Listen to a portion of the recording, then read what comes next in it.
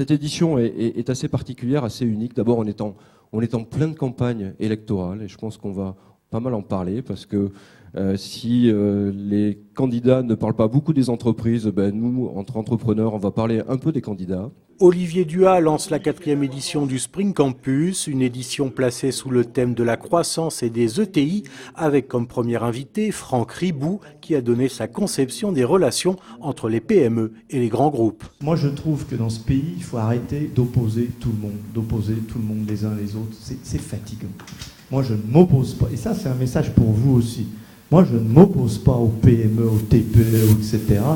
Je dis juste que c'est des animaux différents qu'il faut apprendre à travailler ensemble.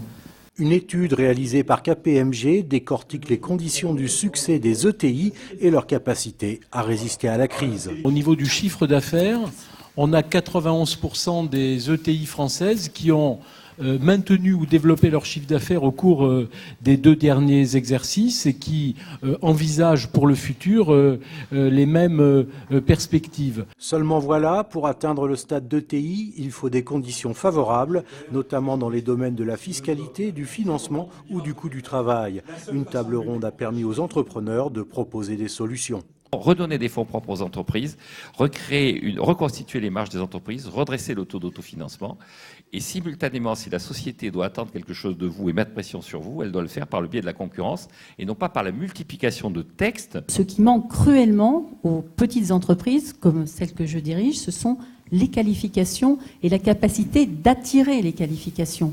On assiste à une désertification du financement en capital risque. Quand vous regardez les performances des fonds privés de capital risque, c'est une catastrophe. Il y a très peu de fonds qui gagnent de l'argent. Et pour terminer cette première journée, ce fut au tour de Xavier Fontanet de révéler quelques secrets de la croissance des Silor.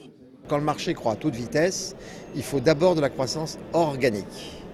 Quand le marché commence à moins croître, c'est à ce moment-là qu'il faut lancer les croissances par acquisition.